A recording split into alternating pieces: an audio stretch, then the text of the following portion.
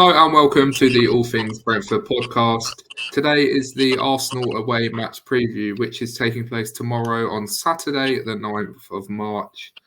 This is going to be an interesting one, I'll tell you that for free. I'm joined by Cameron again. Cameron, how are you, mate? Good, mate. Good week, except for when I remember that we've got Arsenal to play tomorrow. For now, I'm enjoying my Friday. That's all good. Let's start off with we won't talk too much about the Chelsea game because obviously if you want to hear about the Chelsea game, go watch our Chelsea preview. All our social medias are at the bottom. So if you want to head over and have a look, go look over there. Obviously we did draw against Chelsea 2-2. Some say undeserving, some say we got lucky. Let's talk about Arsenal, right? Arsenal's last game. Unlike us, Arsenal have unbeaten in the last 5. I know they lost to Porto in the Champions League, but I'm talking about last 5 Premier League games, right? They beat Sheffield United 6-0 away from home, a team that I think Sheffield United have won 1 or 2 games this season, and the most Brentford thing ever, one of the teams they beat was us. Arsenal did come out 6-0 winners away from home, with Odegaard, Martinelli, Havertz, Rice, and Ben White scoring, and Jadon Bogle scoring an own goal. Cam, did you watch the game? What did you think of it? Was it panic stations? Were you sitting there thinking, "Oh bloody hell, we've got a game on our hands"? Yeah, no, I watched the first 15-20 minutes of the game before I sort of had to shoot out. But it did look like obviously Sheffield United playing red and white as well, so it looked like a little bit of foreshadowing, to be fair. When we play them. But look, Sheffield United are in a different position to us. It was typical. I think, well, to be fair, I think this is a trend for Brentford anyway this season. We've played teams at the worst time possible. We played Liverpool when like Salah's still fit, for example, and a few of their key players are still out. We played Sheffield United when they got their new manager bound. So I think we're playing teams almost at the wrong point. I think last season we were playing teams at the best of times. But yeah, I think Arsenal obviously are dominant. I think out of them, City and Liverpool, they're playing the most most dominant football. They're playing the best fluid football. Liverpool are leaving it late. City are doing what City do, but I think Arsenal coming into this is probably one of the strongest teams for the title. So it'll be a tough one away. Obviously, we're going to touch on how we should try and beat Arsenal away. But let me throw it back to you. How do you think the mood would be this week in training, seeing Arsenal away, considering our sort of running form recently in the league? I don't know, mate. I think we have to take this game as a free hit. I think nobody in world football expects us to get anything out of this game. Obviously, away at the Emirates, we don't have a great record there. I know we drew enough. We drew there last season, I think it was, maybe. So yeah. It's not the best record, but I think they just take it as a free hit. Obviously, we are lucky enough to be able to drop maybe 2 or 3 points before we can look over our shoulder and Luton are literally up our arse. But yeah, I think we've just got to go into this game really and just try and not make it 6 or 7, because if we lose 6 or 7-0, it is not going to be, especially having Burnley coming up after that. It's not going to be a good game. The Sheffield United game, no bloody hell, mate. I was in the pub watching it with a few of my mates, and yeah, they just kept scoring goal after goal after goal after goal, and it's just scary, man. The fact that we have to play these lot tomorrow, and they're away from home. They had 81% possession, and they had 10 shots on target. So against, let's be honest though, like Sheffield United, like no disrespect, but they're probably one of the worst Premier League teams we've ever seen. So you can take that positive out of it. Well, just the first question I really want to pose your way, throw your way, is how do we stop them scoring? Obviously, it's kind of inevitable that they are going to score, but how do we stop them? I think we've got to almost copy and paste the sort of same tactic against Man City, really. I think, again, injury ridden team gonna go and play at the Emirates. I can't see us getting out of our half 4 or 5 times. especially in the first half. I think we're going to have none of the ball, unless obviously we're going to touch on sort of our predicted lineups. But we need some pace up front with Tony. I think if we have slow or defensive players playing high, we're not going to get out of our own half, and that's just inviting Arsenal onto us. So I hope we almost play it tactically. First half, sitting deep, try not to concede, try not to let Arsenal go 2-3-0 up before half time. And then I reckon we could try and push and show a bit of our quality, because I think that, again, against Chelsea, as we came out the second half, I thought we were quite a strong team in that second half. So I hope that's the way it goes. But look, if Arsenal were 1-0 up within 2 minutes, I think it's going to be a long day at the office for us. But what about you? Do you think we should? You've said obviously take it as a free hit, but do you think we need to be nice and compact at the back and sit in, or do you think just go for it, go toe to toe? Yeah, but with me and let's not act dumb here. Me and you both know that's never going to happen. We know we're going to set up as a. Let's move on slightly. It's still the same point, really, but we know that there's going to be a 5-3-2 being played, right? And we know that we are going to sit back behind the ball and invite pressure. And it kind of is like the City game as well, where they've got players all over the pitch who can score. Obviously, say what you like about Kai Havertz, but he's in a good run of form. You've got Saka, who obviously Saka does Saka things. Martinelli on the other wing. Then you've got Odegaard. You've got Rice, and that I assume Jorginho is going to play. So that gives Rice even more of a willing to go forward.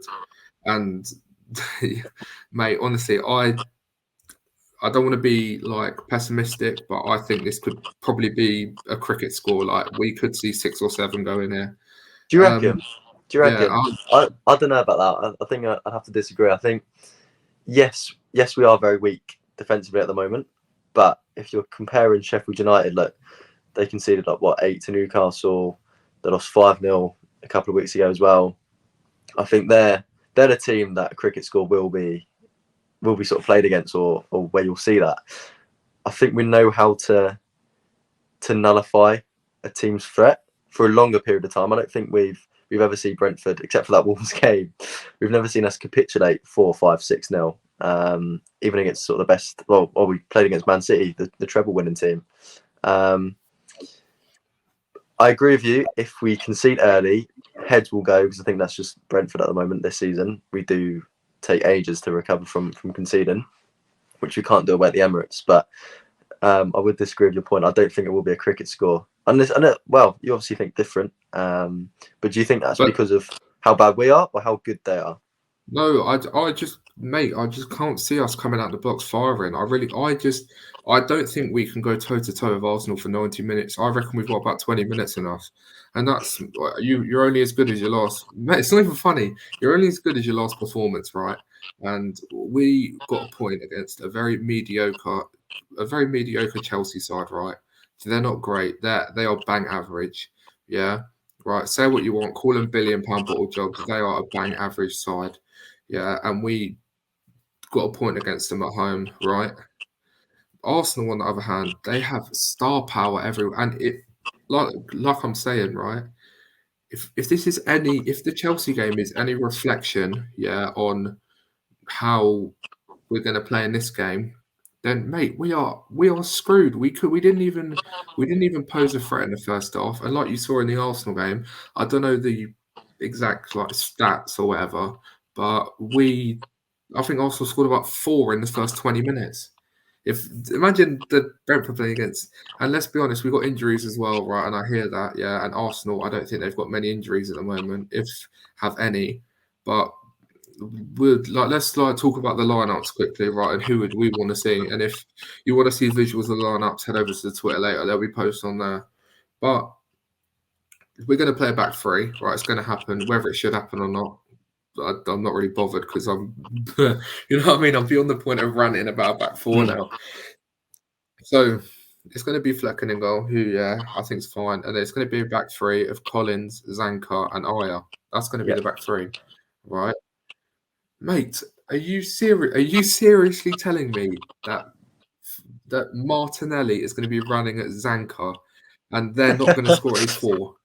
And you and then no, but it's true. But then who'd you go? But then let's look at the wing backs. Yeah, do you play Reguilon on the left and then Roloslev on the right? Because can you drop Roloslev after he scored the other week, or do you put Keane Lewis Potter there, who gives you, let's be honest, nothing defensively, right? I think we're going to see the exact same lineup that we saw against Chelsea, right? And we are going to go into that game and we are going to sit behind the ball, right? And all we're going to do is play long balls. And this is my problem, right, about this game. And I know the ball hasn't been kicked yet. And please, I'm begging you, right, if I could pray to the Brentford gods right now to prove me wrong and make me a meme, mate, I'll do it. But I completely agree with what you said. We need some pace up front. We need Saliba and Gabriel are no joke, you know what I mean? I think Arsenal probably have the best defence in the world at the moment. If you don't go player for player, but if you go as a unit, yeah, they've probably got the best defence in the world. So they're going to be, and they've only conceded 2 in their last 5 Premier League games. So we need a bit of pace, right? And I just can't see a world where we go out there flying. And now let me raise this question to you. Obviously, we were both at the GTEC last weekend when we played Chelsea, and there were a few people, I think quite a few people were quite frustrated with the way we started. Yeah, right. If we don't come flying out the blocks, yeah, can you honestly say that? And because let's use City as an example, right? I understand that, but I think City are more about these neat little passes, you know what I mean? Like you saw when they played Man United on the weekend, right? It was neat little passes. Man United were defending the edge of their box the whole game. Neat little passes in around, and then there's a break, right? Arsenal, they have the neat passes in them. They have the neat players like Odegaard, someone like Rice who's massively adapted this game. But they're more about pace, and I just can't see it. I really can't. And if we're going to go out there and get anything out of this game, we need that first 15, 20 minutes. Yeah, we need to score 2 or 3 because my worry is, like I mentioned at the start, they've scored 24 goals in 5 Premier League games. That's an average of 5 goals a game. Like that is unbelievable. So we need to go out there, right, and we need to just start on the front foot. You know what I mean? But let me just ask you something.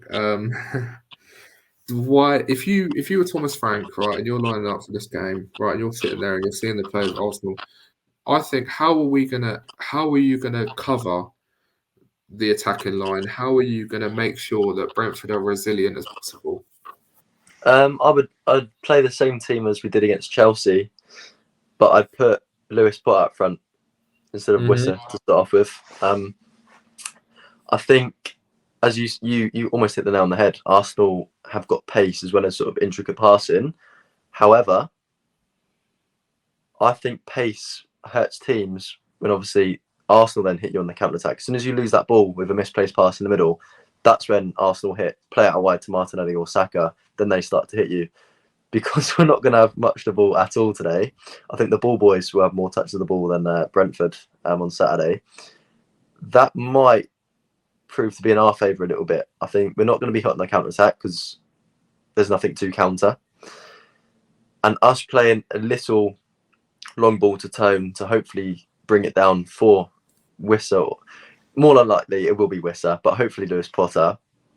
Then we can have a little pop shot or a little attack, and then we'll quickly drop in and sort of sit in deep.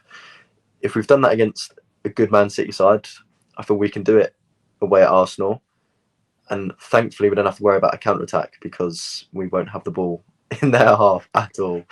So, it has got 0-0 written all over it.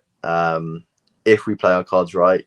But yeah, I don't think pace will hurt us this game. Touch wood, wherever I can find some wood in this room. But yeah, I hear it. I don't know, man. I just think when you play against these sort of sides like Arsenal or Revolution of themselves, they're 100. They're third in the league at the moment, but they're 100% in the title race. And I feel like this is the sort of Arsenal that they're a lot more dangerous because they're obviously, we saw last season how they did they did bottle the league. They were 10 points clear at Christmas or something, and then they ended up losing, and City ended up winning the league. But I feel like this is a new Arsenal side. They're quietly going about their business, quietly doing what they got to do, and then they're chilling.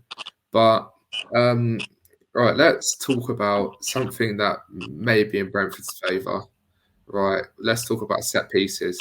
Right, because when we did the Chelsea preview, Kev said that the only way Brentford could hurt Chelsea was on set pieces.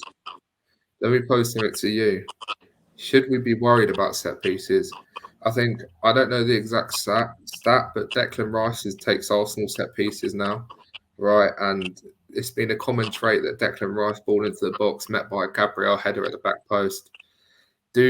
Is set pieces the way we win the game, or is set pieces potentially a way that it could increase the deficit even more? I think we will see a lot of set pieces against us. Look against West Ham, you've got Reguilon.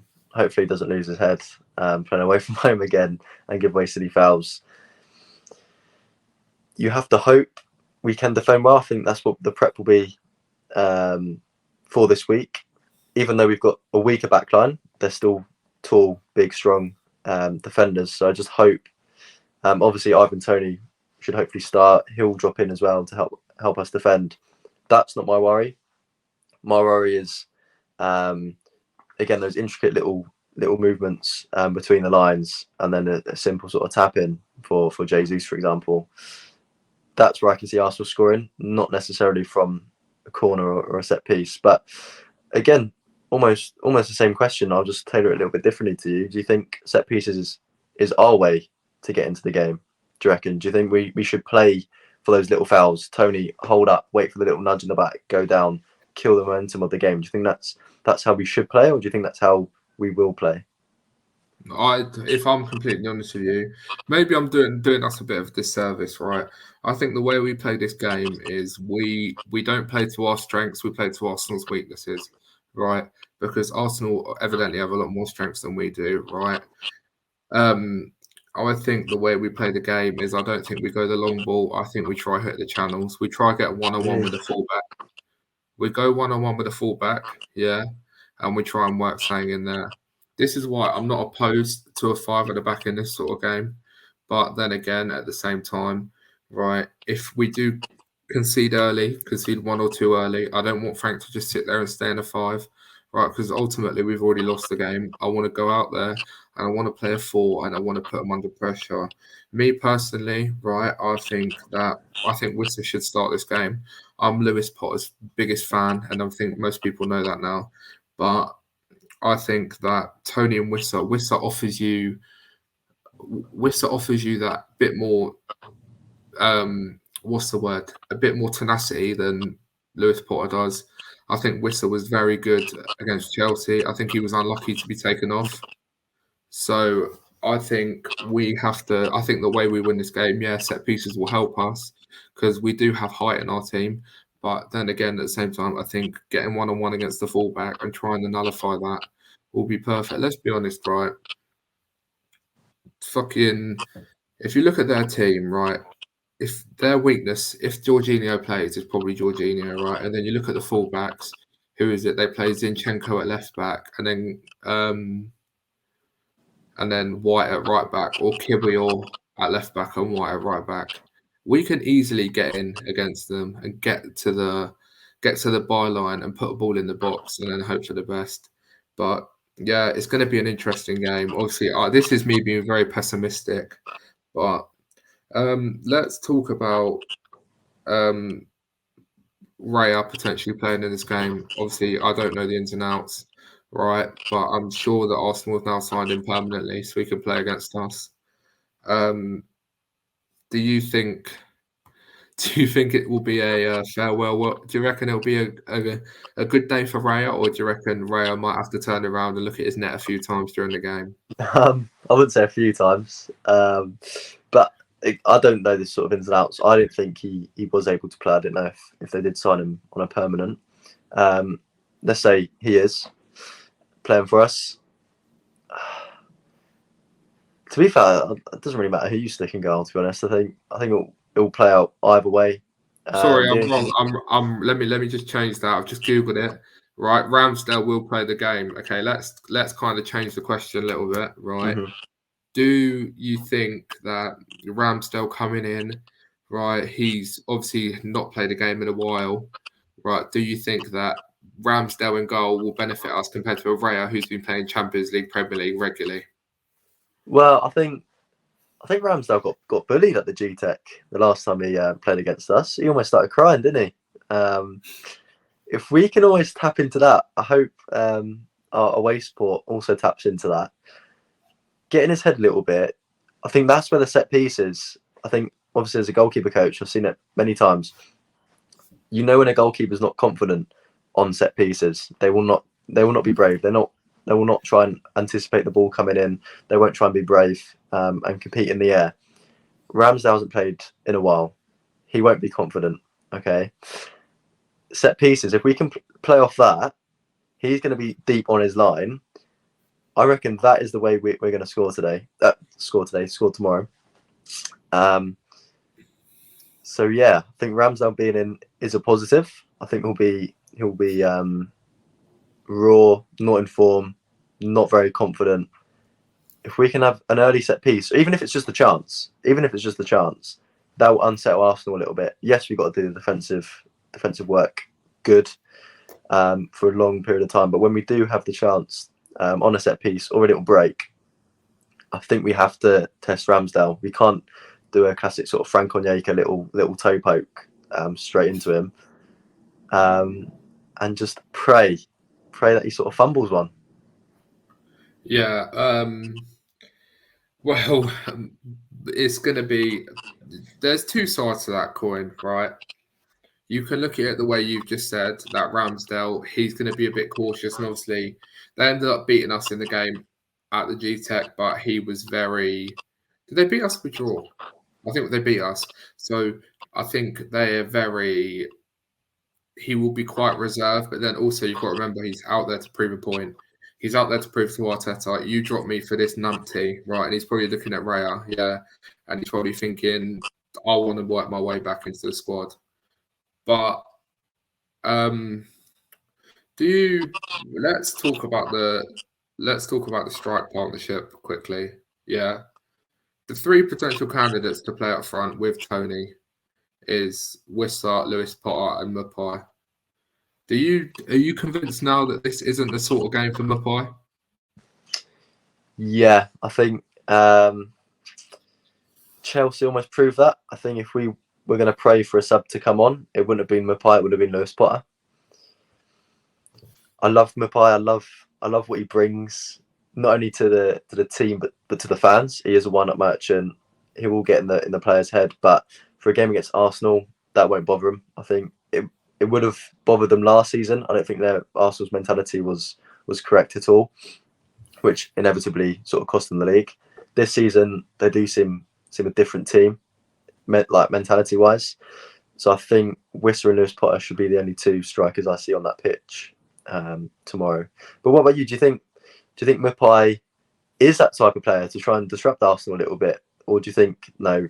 Let's stick to what we're good at, pacing behind, backing up Tony, or even playing sort of into those wide areas. I don't know, man. I think Mapai is the type of guy. Like, obviously, we'll talk more about this when we do the preview for it. But I think Mapai is the type of guy you play against Burnley, not against Arsenal, especially away at the Emirates. Yeah, but I think they all have their different strengths. Wissa's got the pace, but he's also got a bit of weight behind him. He's got a bit of strength in there. Mapai's just a wind-up merchant. Yeah, but then it's a question of if you put all four strikers in a row. Yeah, obviously, whether Ivan Toney's going to start the game, we know that. Yeah, but Mapai's the one in form at the moment. Like, why? Like, do you not? I don't know. I'm just thinking about it now. Is it not worth just? And you've got a record and said a few times, and I agree with you saying that you think Wissa's one of the best impact subs in the Premier League, one of the best. So, do you not think ride the storm, right, with Mapai up front for at least 45 minutes, 50 minutes? Yeah, try and make himself a distraction, try and distract the defenders. And we know what Mapai does. He pops up in these unorthodox places and manages to score goals. So yeah, thinking about it now, I think put Mapai up top, man. Mapai and Tony up top together. It worked for the first amount of time against Tottenham. We got under Tottenham's skin and it worked. And I think the crowd will play into it as well. I think if Mapai starts the game and he starts winding people up and he starts like getting into like people's heads, you know what I mean? Even if it's straight in the Emirates, yeah. No, yeah, I actually do agree. Also, we know as well, lad. Like we know a few Arsenal fans. Yeah, mate, they're the most unbearable set of fans, right? They just yap and yap and yap, and at the moment they're winning in it, so we kind of have to look at it and say fair, right? But if we can get the crowd a bit rattled, because obviously we play tomorrow in the evening, and then the game on the Sunday at I think it's 3:30 is Liverpool against City, so they're going to be watching that game. So if we can even go there, wind up the crowd, get them agitated, and then have them shitting themselves on the Sunday when City and Liverpool play, not really knowing who they want to win the game.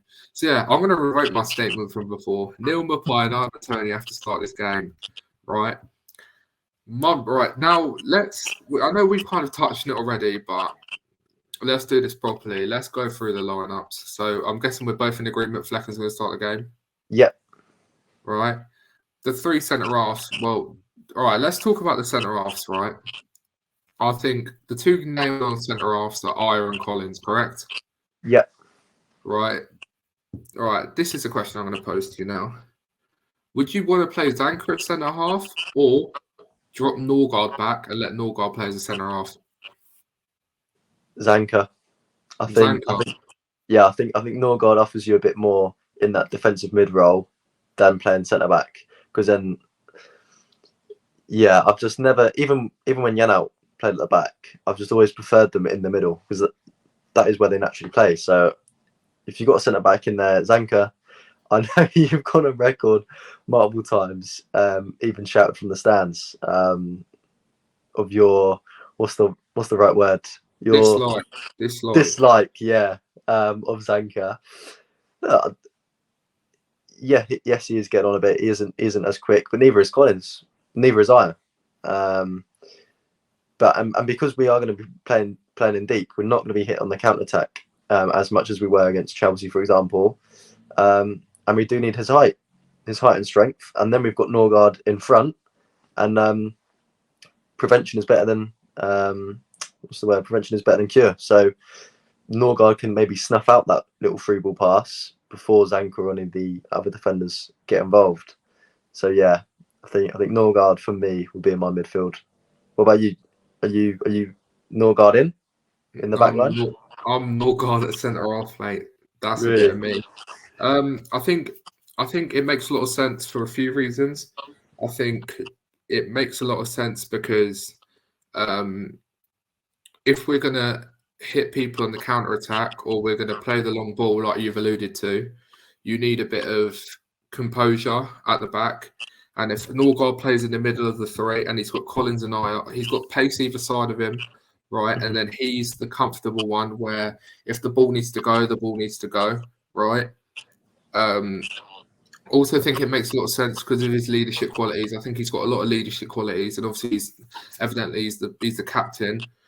So I feel like in a game like this, we need him to sit in the centre half role and just command and talk and don't shut up for 90 minutes and just keep getting in people's ears. And that's like perfect centre mid role though, and because we are going to be quite deep, he is a workhorse as well. He is a workhorse.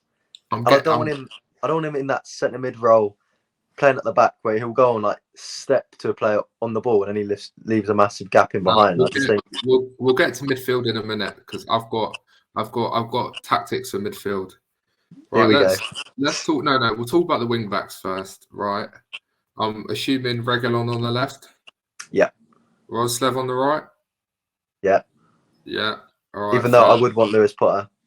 Yeah, would want Lewis Potter, but and then let's talk about the midfield three.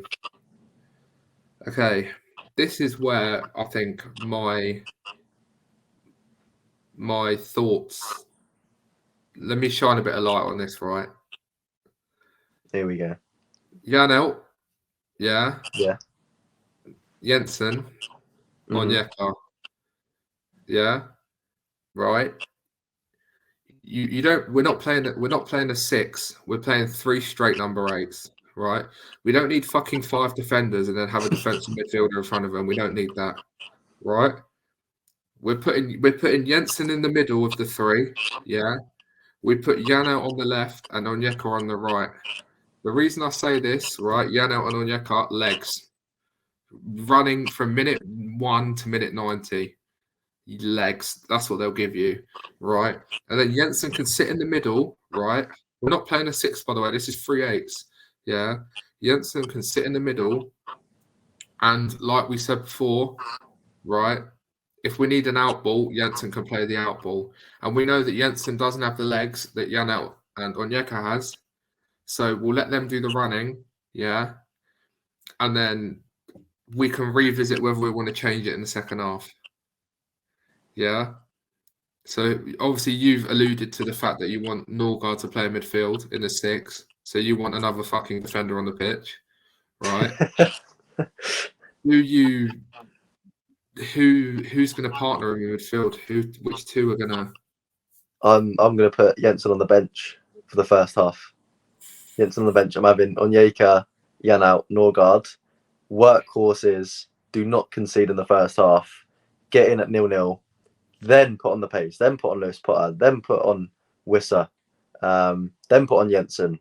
Go a bit more attackive. I don't think you can. We can't sacrifice a player just for that. Maybe one ball we'll get once every sort of 10 minutes in the first half. But I think you're lad. I think, sorry to interrupt, but I think you have to. I think this is a game with small margins, and we're playing against an Arsenal side who, let's be honest, we're going to get 1 or 2 chances a game, and we have to take them chances. And whether them chances come in the 5th minute, the 15th minute, or the 95th minute, we need the players on the pitch. And that's what I'm saying. Like, I don't care if they're going to get tired. I don't give a shit, right? You're professional footballers, for God's sake, right? That's why, obviously, I'll let you carry on in a second, but that's why I want Norgard at centre half, right?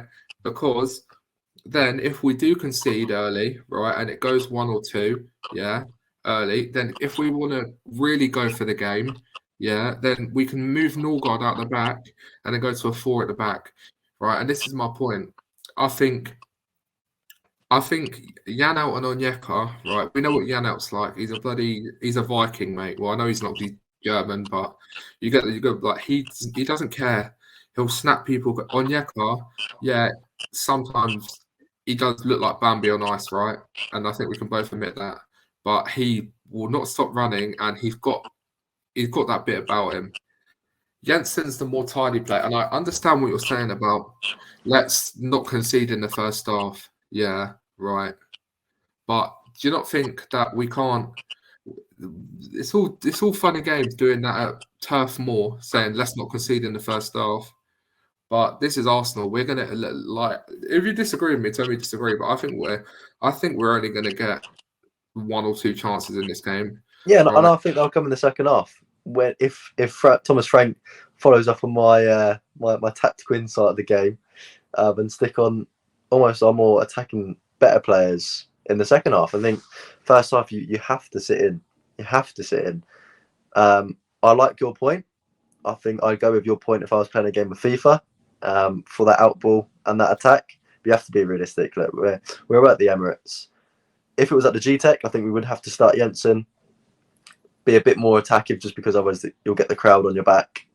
I don't think that will happen in the away game. I think every Brentford fan you speak to will know what type of game's gonna sort of play out. So as defensive as possible in the first half, then second half, if we're still in the game, then go for it. Oh, well, I guess this is where we're gonna have to agree to disagree because this is the same point I made against Chelsea in the match reaction. Yeah, we can't go into games saying, "Oh, we'll have them in the second half," because the second half might not come. Arsenal scored 4 against Sheffield United in about 20 minutes. right? If we're 4-0 down, right, against Arsenal after 15, 20 minutes, and I'm going to call you on the phone and say, all right, is it time for the attacking players yet? You know what I mean? I'll be waiting for that call, mate. And do you know what? When we've nicked one in the 81st minute, and Lewis Potter's gone round David Raya, I'll be calling you, mate. Don't you worry. Yeah, well, no, but I'm telling you, lad. I'm telling you, this is the most frustrating thing for me. Yeah, is maybe this isn't why I'm not a Premier League manager, right? And I hear it, but why not just go for the game? I get it. We're at the Emirates. I get it. And this is, if you clip me at the start of this and the end of this, it's two different J's talking. But I'm saying, why not just go for the game, for God's sake? We've both alluded to the fact that this is a free hit, right? We know that we have to worry about what's behind us, but that will come. Luton obviously lost to Villa the other day, so that was a good help, right? Everton lost, and we drew, and Forest also lost, right? So we haven't lost any in there, right? But this is what I'm saying. My biggest point now is the fact that why go that far and try and implement some sort of way. No, I hear you. You wanna. It is a free hit. You want to go for the game, but what did I allude to sort of 10 minutes ago? Arsenal, great counter-attacking team. We go for it. We're in trouble at the back. You thought Chelsea was bad attacking our sort of back line. Wait till we see Saka, Martinelli, Odegaard attacking our back line.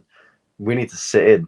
Then, when the chances allow us to in the second half, when we almost have to try and go for it, if we're either going to try and save the draw or even go for the win, that's when we start to put the pressure on. If we do that early in the first half, we are finished. Yeah, so I do hear your point, but flip it on its head quick. Right? I understand what you just said, and I do agree with you partially. But like you just said, I was pissed off against Chelsea and we sat behind the ball. Mm-hmm. Right? And we couldn't get out of our own half against Chelsea. Right, and I know you've already said that we're going to get out of our half once or twice in this game. This is Arsenal we're talking about, bro. Like, these they're no joke. Like, Chelsea are a meme, we know that. Like, Chelsea, come up on the Twitter timeline, you laugh, you know what I mean? Arsenal, they ain't no joke, man. And that's not, this is my main problem. And I'll allude to it one more time. If we sit back and defend the edge of our box in the first half, right, it is going to be problems. You do not think that if we go out there and put the pressure on early doors and say, yo, you know what, this is we're on to you now. Do you know what I mean? No, I'd hear that when half our players aren't sitting in even hospital. If it's our main full, strong starting 11, absolutely. Try and go toe-to-toe. Try and get out of the blocks nice and early. We are a bit of a wounded wolf at the moment. We can't just go and attack. We have to sit in. Otherwise, like I've alluded to, we will get punished. We will become sort of Sheffield United 2.0 in the past sort of 2 weeks. So sit in. It's going to be a boring watch, and hopefully we can try and create something with the one or two opportunities that we get in the game. Yeah, let's stop talking about this game now, and because obviously we are running low on time. Let's move on to a quick overview of the women's game. Playing Whiteleaf at home at Bedford on Sunday. Big game for the girls, really. Coming off, can't remember the last time you lost, really. But what are you going into the game? Just give us a quick overview. Oh, it's nice to talk about a Brentford team winning in good form. We're playing against Whiteleaf. It's almost a little match preview before our Trophy Cup final that we've got at Dorking Stadium against them. So it'll be interesting to see how two teams line up. We beat them away from home earlier on this season in the league. They're coming to the mighty fortress of Bedford Sports. Can't remember the last time we lost was that Southampton game in the FA Cup, so months ago. Yeah. I think we'll pop them off the park. I think it'll be another sort of 3 or 4-0 type game. If you want to come down and watch, it's free. You'll watch some good football. I think we're consistently hitting now around about 100 spectators a game now, which is really, really good. Obviously, in preparation for the game at the GTEC, where we're looking for a few few thousand. So yeah, come down if you want to watch a Brentford team win a game this weekend. Come down on Sunday, and yeah, good vibes, and hopefully it'll be a nice little pickup from the game on Saturday. Yeah. Well, that is all we've got time for today, unfortunately. Look at the banner below, see all our socials, TikTok, X, YouTube, and we will see you for the match reaction on Sunday or Monday. We haven't decided yet, but we'll see you then. Cameron, how have you found it, mate? Yeah, that's been a good little pod. Nice little end. Talking about a team that will or should potentially win. But yeah, I'm not looking forward to tomorrow, man. I'm not looking forward to it. Well, we'll see. Make sure to keep updated with all the social medias. We regularly post on there. And yeah, thank you and goodbye.